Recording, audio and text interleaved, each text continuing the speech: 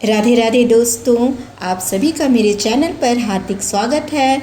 आज हम बात करेंगे योगिनी एकादशी के बारे में। इस एकादशी का महत्व क्या है, इसकी पौराणिक कथा क्या है, पूजा कैसे करें, व्रत के नियम क्या है और इस दिन क्या दान करना चाहिए। यदि आप पूरी श्रद्धा से यह व्रत करते हैं तो शास्त्रों के अनुसार अनेक पापों से मुक्ति और भगवान विष्णु की विशेष कृपा प्राप्त होती है। इसलिए वीडियो को अंत तक जरूर देखें दोस्तों। हिंदू धर्म में वर्ष भर आने वाली सभी एकादशियों का अपना विशेष महत्व है, लेकिन योगिनी एकादशी को अत्यंत फलदायी माना गया है। यह व्रत भगवान विष्णु को समर्पित है और आषाढ़ माह के कृष्ण पक्ष की एकादशी को रखा जाता है। इस व्रत के प्रभाव से समस्त पाप नष्ट हो जाते हैं, चर्म रोगों से मुक्ति मिलती है और व्यक्ति को 88,000 ब्राह्मणों को भोजन कराने के बराबर पुण्य प्राप्त होता है। जाने अनजाने में हुए सभी पापों और गलतियों से के प्रायश्चित के लिए विशेष रूप से यह व्रत महत्वपूर्ण माना जाता है।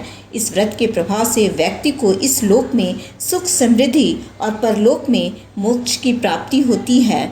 आइए हम जानते हैं कि इस व्रत को कैसे किया जाता है, इसकी पूजा विधि क्या है। एकादशी के दिन प्रातः स्नान करके साफ वस्त्र पहने घर के मंदिर में भगवान विष्णु और माता लक्ष्मी की पूजा करें।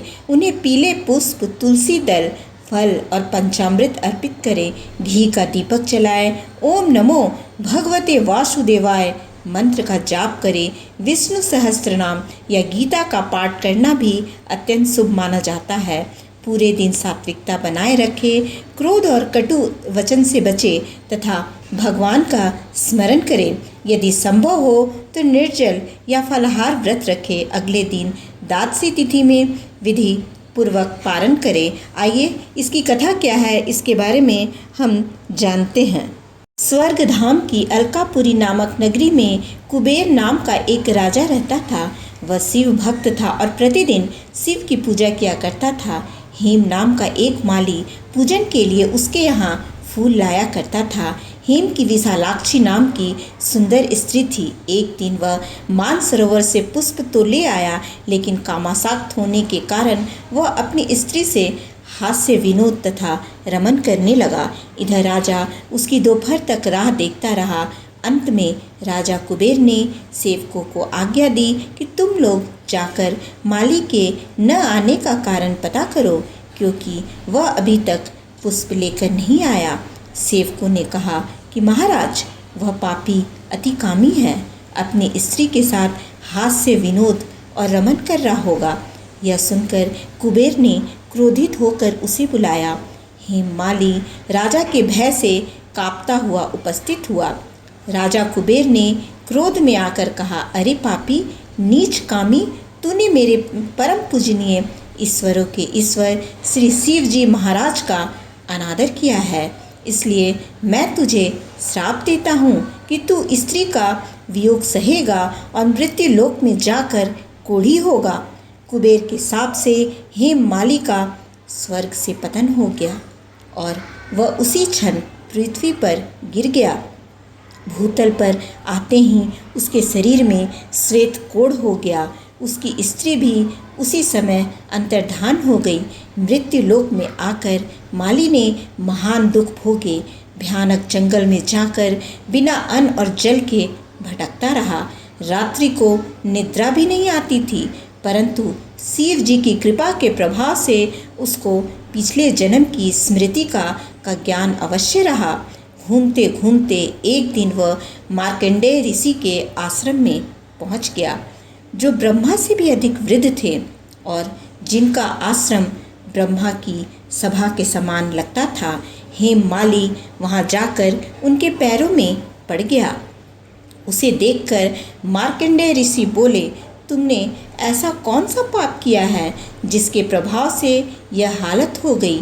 हेममाली ने सारा वृतांत कह सुनाया। यह सुनकर ऋषि बोले, निश्चित ही तूने मेरे सम्मुख सत्य वचन कहे हैं, इसलिए तेरे उद्धार के लिए मैं एक व्रत बताता हूँ। यदि तू आषाढ़ मास के कृष्ण पक्ष की योगिनी नामक एकादशी का विधि पूर्वक व्रत करेगा तो तेरे सब पाप नष्ट हो जाएंगे। यह सुनकर हेममाली ने अत्यंत प्रसन्न होकर मुनि को साष्टांग प्रणाम किया। मुनि ने उसे स्नेह के साथ उठाया। हेममाली ने मुनि के कथनानुसार विधि पूर्वक योगिनी एकादशी का व्रत किया। इस व्रत के प्रभाव से अपने पुराने स्वरूप में आकर वह अपनी स्त्री के साथ सुखपूर्वक रहने लगा। योगिनी एकादशी का व्रत 88,000 ब्राह्मणों को भोजन कराने के बराबर फल देता है। इसके व्रत से समस्त पाप दूर हो जाते हैं और अंत में स्वर्ग प्राप्त होता है। इस दिन दान का भी विशेष महत्व है। अपनी श्रद्धा के अनुसार अन्न, जल, वस्त्र, फल, छाता या ज़रूरतमंद लोगों को भोजन का दान करें। माना जाता है कि इससे भगवान विष्णु प्रसन्न होते हैं। दोस्तों, याद रखें, किसी भी व्रत का सबसे बड़ा आधार सच्ची श्रद्धा, सेवा, दया और ईश्वर के प्रति विश्वास है। केवल उपवास ही नहीं बल्कि अच्छे कर्म भी जीवन को सफल बनाते हैं। यदि आपको मेरी यह जानकारी अच्छी लगी तो वीडियो को लाइक करें, चैनल को सब्सक्राइब करें। भगवान श्री हरि विष्णु आप सबकी जीवन में सुख, समृद्धि, उत्तम स्वास्थ्य और खुशियाँ प्रदान करें। जय श्री हरि, जय विष्णु भगवान की जय हो, जय हो।